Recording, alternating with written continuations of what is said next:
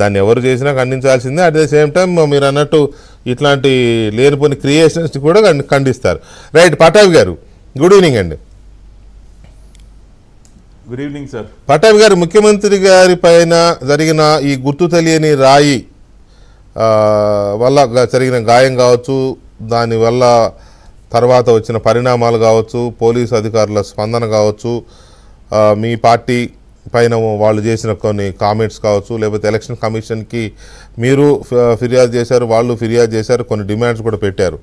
So ఓవరాల్గా ఈ ఘటన తాలూకు ప్రభావం ఎలా ఉంది, దీని మీద తెలుగుదేశం పార్టీ రియాక్షన్స్ ఏంటి? వీకే గారు, మీకు ప్యానెల్లో ఉన్నటువంటి గఫూర్ అన్నకి, బాన్ అన్నకి, బాలకోటే అన్నకి, ఏబిఎన్ ప్రేక్షకులందరికీ కూడా నమస్కారం. నమస్కారం. ప్రజల నుంచి రియాక్షన్ ఇంకెలా ఉంటుంది వీకే గారు? అందరూ కూడా ఇది ఒక పెద్ద డ్రామా అని నిన్న మొన్న ఆ సంఘటన జరిగిన దగ్గర నుంచి కూడా ఇది ఒక డ్రామా అనే ప్రజలందరూ అనుకుంటా ఉన్నారు. మేము అసలు అఫీషియల్గా పార్టీ వైపు నుంచి చంద్రబాబు నాయుడు గారు కానీ మా పార్టీ సీనియర్ నాయకులు కానీ స్పందించక ముందే అసలు మొత్తం సోషల్ మీడియాలో కానీ బయట కానీ ప్రతి ఒక్కరూ అరే కోడికత్తి డ్రామా 2.0, కోడికత్తి డ్రామా పార్ట్ 2, కోడికత్తి డ్రామా అయిపోయింది, గులకరాయి డ్రామా మొదలైందని చెప్పి అసలు తెగ రాష్ట్రం మొత్తం కూడా చర్చించుకుని నవ్వుకున్నారు ఒక రకంగా. ఎందుకంటే ఈ రాష్ట్ర ముఖ్యమంత్రి యొక్క డ్రామాలు చూసి చూసి అలసిపోయారు సార్. ఈయన గారి నటన చూసి చూసి విసిగెత్తిపోయారు. ప్రతిదీ నటనే కదా. ఆ రోజున విశాఖపట్నం ఎయిర్పోర్ట్లో జరిగినటువంటి ఆ డ్రామా ఇప్పటికీ మర్చిపోలేదు. ఆ డ్రామా జరిగిన తర్వాత ముఖ్యమంత్రి అయ్యాడు ఈయన. ఎందుకని మరి అప్పుడేమో పెద్ద కుట్ర, హత్యాయత్నం అని చెప్పి అన్ని కబుర్లు మాట్లాడాడు 2019 ఎన్నికలకు ముందు. మరి ముఖ్యమంత్రి అయిన తర్వాత ఇన్వెస్టిగేషన్కి సహకరించవచ్చు కదా. ఎందుకు కోర్టుకు హాజరు కాకుండా తప్పించుకుని తిరిగాడు? పాపం ఆ కోడికత్తి సీన్ 5 సంవత్సరాలు రాజమండ్రి జైల్లో మగ్గి మొన్నే పాపం బయటికి విడుదలయ్యాడు. 2 సార్లు నేను రాజమండ్రి సెంట్రల్ జైలుకి వెళ్ళినప్పుడు పాపం ఆ సీను తెగ బాధపడేవాడు. అన్నా నేనేమో కోర్టుకి వెళ్తున్నానన్నా, నన్ను ఇరికిచ్చి ఆ ముఖ్యమంత్రి ఏమో కోర్టుకు రాకుండా తప్పించుకుని తిరుగుతా ఉన్నాడు, అదేంటన్నా నా మీద ఆరోపణలు చేసి ఆయన కోర్టుకు రాకుండా నన్ను ఎందుకన్నా ఇట్ట ఇబ్బంది పెడతా ఉన్నాడని చెప్పి జైల్లో తెగ బాధపడేవాడు సీను.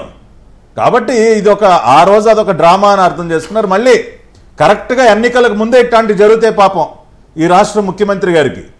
అదేవిధంగా నిన్న జరిగినటువంటి ఆ డ్రామాలో అనేక సన్నివేశాల గురించి నిన్ననే మేము ప్రతిదీ చాలా విపులంగా వివరించడం జరిగింది. అది ఎందుకు డ్రామా అని కూడా ప్రజలందరికీ కూడా చెప్పడం జరిగింది. ఇవాళ వీకే గారు, కొద్దిసేపటి క్రితం విజయవాడ నగర పోలీస్ కమిషనర్ కాంతిరాణా టాటా గారు విలేకరుల సమావేశం పెట్టారండి. అది ప్రజలు కూడా చూసుంటారు.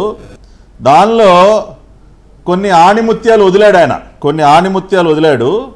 అవేంటో ఒకసారి విని దాని గురించి కూడా మాట్లాడుకుందాం. ఎందుకంటే ఇది మనం ఒక డ్రామా అని మనం ఎందుకు అభివర్ణించుకోవాల్సి వస్తుందో మన సిపి కాంతిరాణా గారు వదిలినటువంటి ఆణిముత్యాల ద్వారానే తెలుస్తుంది.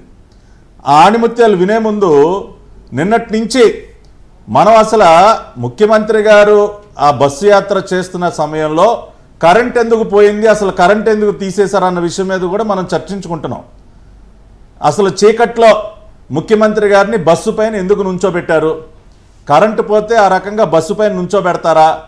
శుభ్రంగా బస్సులో కూర్చోబెట్టి ఆ బస్సులో ఆయన కూర్చునే సీట్ ఎదురుకుండా పెద్ద పెద్ద లైట్లు పెట్టారు కదా, అక్కడ కూర్చుని ప్రజలందరికీ నమస్కారం పెట్టవచ్చు కదా.